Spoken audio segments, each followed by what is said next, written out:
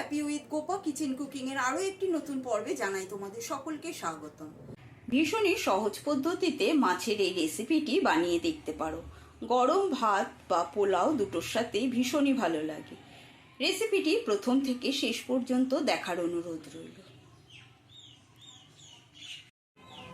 ভেটকি মাছ তো সকলেই বানাতে পারে। আমি কি পদ্ধতিতে ভেটকি মাছ বানাই, রেসিপিটি প্রথম থেকে শেষ পর্যন্ত দেখতে থাকো। এখানে 800 গ্রাম ভেটকি মাছ নিয়েছি। ভেটকি মাছটা ভালো করে কেটে পরিষ্কার করে ধুয়ে নিয়েছি। ভেটকি মাছের মধ্যে দিয়ে দেবো লবণ আর হলুদ।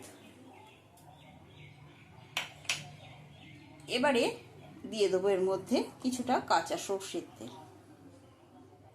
আমি সবসময় যখনই মাছ ম্যারিনেট করি একটু কাঁচা সর্ষের তেল দিয়ে ম্যারিনেট করি। এতে করে মাছের আষ্টে গন্ধটাও চলে যায়, আর মাছটা যখন ভাজবে তখন কিন্তু গায়ে ছিটকবে না। মাছটা ভেজে নেওয়ার মতন কিছুটা সর্ষের তেল দিয়ে নিলাম। সর্ষের তেলটা ভালো করে গরম হয়ে গেলে তেলের মধ্যে প্রথমে একটু লবণ দিয়ে দিচ্ছি। আমি সবসময় বলি, তেল গরম করে নেওয়ার পরে যদি এরকম লবণ ছিটিয়ে নাও তাহলে কিন্তু মাছ ভাজার সময় মাছ আর লেগে ধরবে না। এবারে এর মধ্যে আমি এক এক করে মাছগুলো দিয়ে দেবো। 4টে করে মাছ দিয়ে দিয়ে ভেজে নেব। মাছটা ভাজা বসিয়েছি আর এখানে একটা মশলা বানিয়ে নেবো। নিয়েছি এখানে 1 চামচ সাদা তিল আর নিয়েছি 2 চামচ পোস্ত। পোস্তর তো এখন ভীষণই দাম, সেই জন্য পোস্ত দিয়ে শুধু করছি না, একটু সাদা তিলও পাইল করে নিয়েছি। তোমরা চাইলে পুরোটা পোস্ত দিয়েই করতে পারো। এবারে এটা প্রথমে একটা মিহি পেস্ট বানিয়ে নেব। তিল আর পোস্তটা শুকনো ঘুরিয়ে নেব। এখানে পোস্ত আর তিলটা গুঁড়ো করে নেওয়া হয়ে গেছে। এবারে এর মধ্যে দিয়ে দেবো কাঁচা লঙ্কা। 6-7টা কাঁচা লঙ্কা দিয়ে দিচ্ছি, ঝালটা নিজেদের পরিমাণ বুঝে ব্যবহার করবে। আর দিয়ে দিচ্ছি এখানে পেঁয়াজ কুচি নিয়েছি, 2টো মাঝারি সাইজের পেঁয়াজ একেবারে মিহি করে কুচিয়ে নিয়েছি। পেঁয়াজ কুচিটা দেওয়ার পরে দিয়ে দিচ্ছি একটু সামান্য জল। এবারে এটা মিহি পেস্ট বানিয়ে নেব। মশলা পেস্ট করে নেওয়া হয়ে গেছে, তোমরা নামিয়ে নিয়েছি। এবারে দিয়ে দিচ্ছি একটা টমেটোটাও পেস্ট করে নেব। সমস্ত মাছগুলো ভেজে তুলে নিয়েছি। মাছগুলো ভেজে তুলে নেওয়ার পরে এবারে ফোড়নের পালা। ফোড়নের জন্য দিয়ে দিচ্ছি পেঁয়াজ কুচি। 2টো মাঝারি সাইজে পেঁয়াজ কুচি করে নিয়েছিলাম, তার থেকে সামান্য পেঁয়াজ তুলে রেখেছিলাম। পেঁয়াজ কুচিটা হালকা করে ভেজে নেব। এবারে ওর মধ্যেই আমি দিয়ে দেবো কালো জিরে। কালো জিরেটা একটু হাতের মধ্যে ডলে নেব।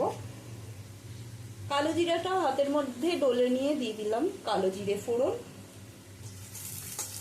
ফোড়নের থেকে সুন্দর গন্ধ বেরোলে এর মধ্যে দিয়ে দেবো বেটে রাখা পোস্ত, পেঁয়াজ, কাঁচা লঙ্কা, তিল বাটাটা দিয়ে একটু নেড়ে চেড়ে নিতে হবে। সমস্ত মশলা একটু নেড়ে চেড়ে নেব। মশলার কাঁচা গন্ধটা চলে যাওয়া পর্যন্ত মশলাটা একটু নেড়ে নিতে হবে। দিয়ে দেবো টমেটোর পেস্ট। টমেটোর পেস্ট দিয়েও টমেটোর কাঁচা গন্ধটা চলে যাওয়া পর্যন্ত একটু কষিয়ে নিতে হবে। এখানে নিয়েছি বড় চামচের 2 চামচ টক দই। এবার এই টক দইয়ের মধ্যে মেশাবো আমি 1/2 চামচ জিরে গুঁড়ো আর 1/2 চামচ কাশ্মীরি লঙ্কার গুঁড়ো। মশলাটা দইয়ের মধ্যেই দিয়ে গুলিয়ে নেব। আর দিয়ে দিচ্ছি একটু জল। জল দিয়ে যদি টক দইটা গুলিয়ে নেওয়া যায় তাহলে কড়াইতে দিলে টক দইটা আর ফেটে যাবে না। সমস্ত মশলা সামান্য কষিয়ে নেওয়ার পরে এবারে দিয়ে দিচ্ছি টক দই। ফেটিয়ে নেওয়া টক দইটা দিয়ে দিলাম আর গ্যাসের স্টিমটা লোতে রেখেছি। টক দইটা দিয়েও মশলাটা নেড়ে চেড়ে নেব। এবারে দিয়ে দিচ্ছি 1/2 চামচ হলুদ গুঁড়ো, দিয়ে দেবো স্বাদ অনুসারে লবণ।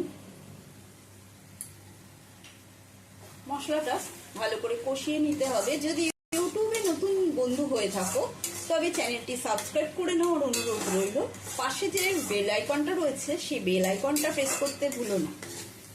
বেল আইকনটা প্রেস করলে আমার যে নিত্য নতুন রান্নাগুলো আছে সেগুলো সবার আগে কিন্তু তোমাদের মোবাইলেই পৌঁছে যাবে।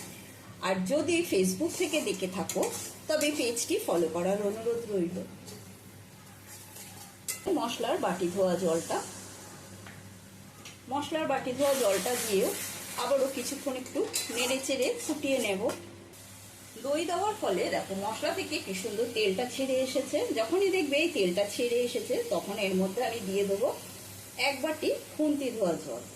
খুন্তিতে অনেক মশলা লেগে থাকে, সেই জন্য খুন্তিটা ভালো করে ধুয়ে জলটা দিয়ে দেবো। আমি এর মধ্যে বেশি জলের ব্যবহার করছি না, যেহেতু আমি এটা একটু গ্রেভি রাখবো। তোমরা তোমাদের পছন্দ মতো জলের ব্যবহারটা করবে। আর দেবো 3টে কাঁচা লঙ্কা চিড়ে নিয়েছি, চেরা কাঁচা লঙ্কাগুলো দিয়ে দিচ্ছি। ঝোলটা ফুটতে শুরু করলে দিয়ে দেবো আমি এর মধ্যে ভেজে রাখা মাছগুলো। সমস্ত মাছগুলো এর মধ্যে দিয়ে দিচ্ছি। সমস্ত ভেজে রাখা মাছগুলো দিয়ে দিলাম, এর মধ্যে মাথা লেজা সমস্ত কিছুই দিয়েছি, যে আমি ফুটতে দেব। আজকের মতো এই সুস্বাদু মাছের রেসিপিটি কমপ্লিট। আশা করি রেসিপিটি তোমাদের প্রত্যেকেরই ভালো লেগেছে। ভালো লাগলে প্রত্যেকবারের মতো একটা কমেন্ট করে দেবে, লাইক দিয়ে দেবে, আর বেশি বেশি করে শেয়ার করবে। আজকের মতন এই পর্যন্ত, আবারও নতুন কোনো রেসিপি নিয়ে হাজির হব। সকলে সুস্থ থাকবে, ভালো থাকবে, ধন্যবাদ।